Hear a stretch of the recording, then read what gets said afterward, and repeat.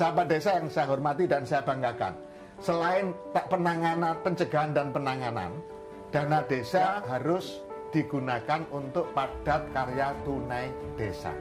Untuk apa? Supaya daya beli masyarakat desa tetap bisa tercover.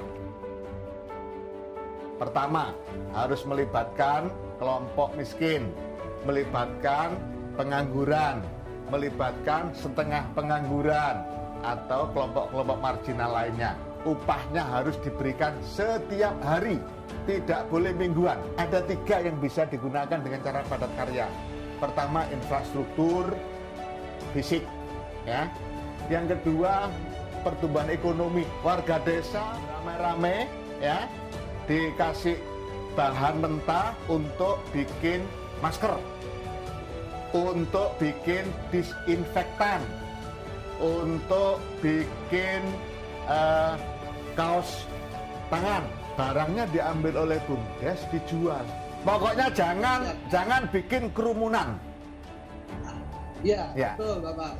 Dan kami menyampaikan masyarakat tidak melakukan suatu bentuk kerumunan karena ini masa-masa tahlil rumah. Ini kami sarankan untuk ditiadakan dulu Bapak. Betul, setuju.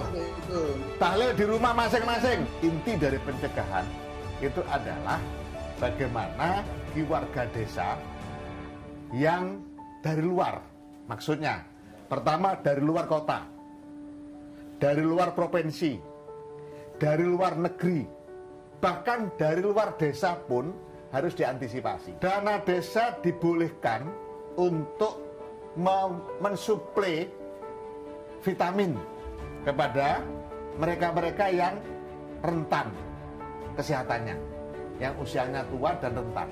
Supaya apa? Supaya tidak mudah tertular. Yang juga harus disiapkan untuk antisipasi, untuk pencegahan, yaitu identifikasi fasilitas desa. Ini juga penting. Misalnya, di desa ada SD. Nah, SD ini kan sekolah lagi libur, memang diliburkan. Nah, siapkan ruang-ruang yang memang bisa digunakan untuk isolasi seandainya, ya, seandainya itu kemudian terdampak. Apakah harus sekolah? Tidak. Misalnya ada rumah kosong milik orang kaya, ya ditembok aja, dibilang aja, dipinjem untuk antisipasi. Atau balai desa pun boleh digunakan persiapan untuk antisipasi. Yang ketiga, kalau untuk desa yang sudah terbuka, desa yang dekat-dekat dengan desa yang sudah terkena, atau daerah yang sudah terdampak, misalnya lakukan penyemprotan disinfektan. Ini juga boleh. Dana desa digunakan untuk pembelian disinfektan, operasional penyemprotan daerah tempat-tempat umum, ya. Jadi selalu saya tekankan tempat-tempat umum. Yang berikutnya juga boleh dana desa digunakan untuk pembelian hand sanitizer, alat cairan pembersih.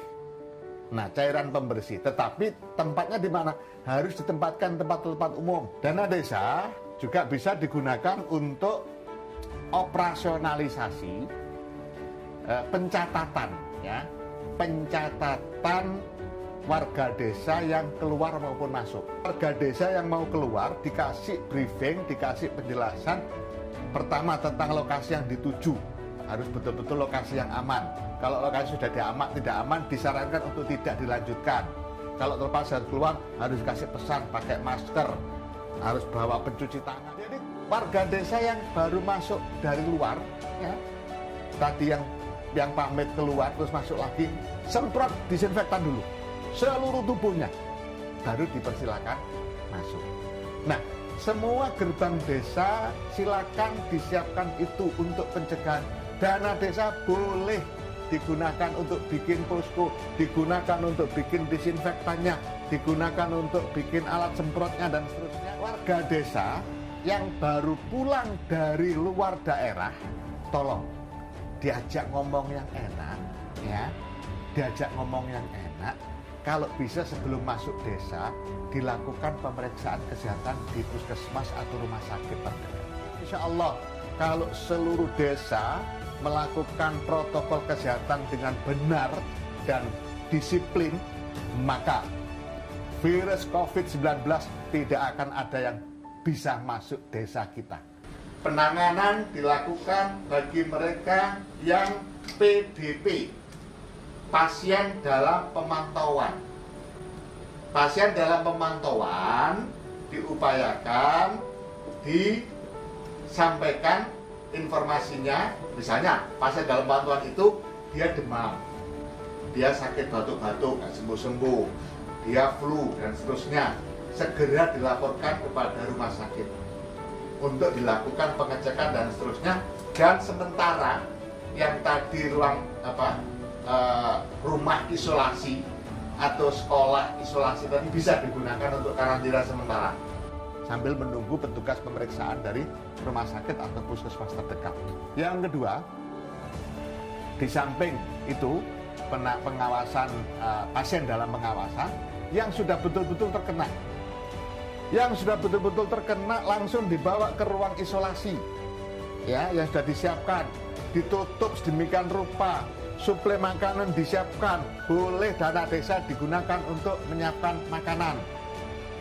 Langsung dikoordinasikan dengan rumah sakit rujukan untuk segera dilakukan evakuasi. Bentuk evakuasinya bagaimana? Ada ambulan gratis.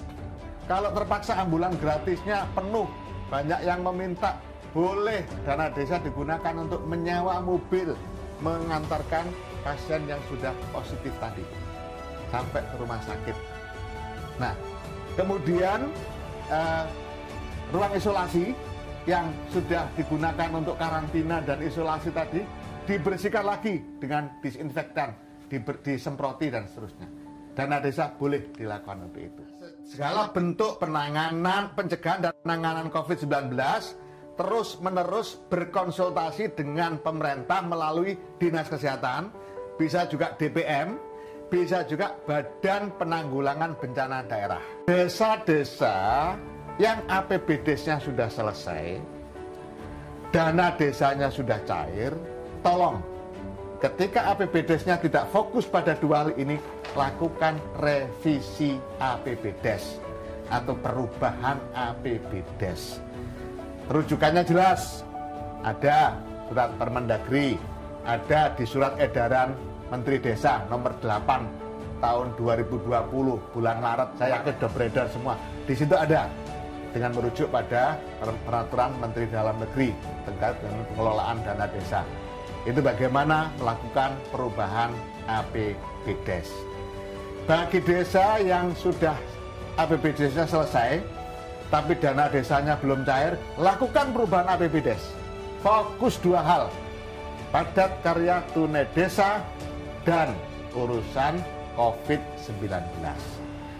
Desa yang APBDes-nya belum selesai, lakukan penyusunan APBDes dengan merujuk pada surat edaran Menteri Desa nomor 8 tahun 2020. Menanggapi wabah virus COVID-19, Menteri Desa, Pembangunan Daerah Tertinggal dan Transmigrasi mengeluarkan surat edaran nomor 8 tahun 2020. Salah satu isinya antara lain: 1. Bentuk relawan gugus tugas COVID-19 di desa. Relawan desa lawan COVID-19 ini sebagai ketua adalah kepala desa, wakil ketua dari ketua Badan Permusyawaratan Desa atau BPD, serta beberapa anggota dan mitra kerja.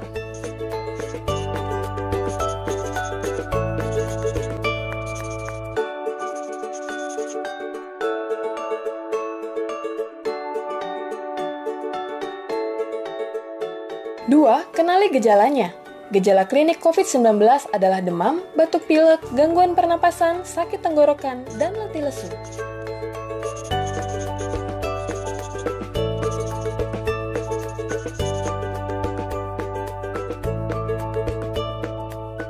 Tiga, lakukan pencegahan. Melakukan pencegahan COVID-19 masuk ke desa diantaranya dengan cara mencatat warga dan tamu yang masuk ke desa dengan diwajibkannya tamu dan warga yang datang ke desa 1 kali 24 jam wajib lapor RT, RW, atau desa. Menjaga kebersihan lingkungan dengan dilakukan penyemprotan disinfektan, mensosialisasikan pencegahan COVID-19 secara mandiri kepada masyarakat.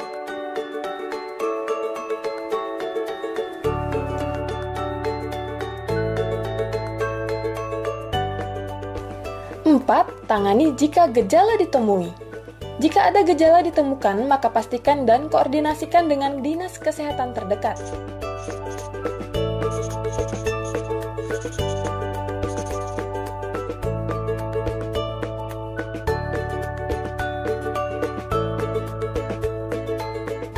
Lima, ubah APBDes diisi dengan kegiatan PKTD dan COVID-19. Ubah APBD sesuaikan dengan Surat Edaran Kementerian Desa, Pembangunan Daerah Tertinggal dan Transmigrasi menjadi kegiatan padat karya tunai desa atau PKTD dan pencegahan serta penanganan COVID-19.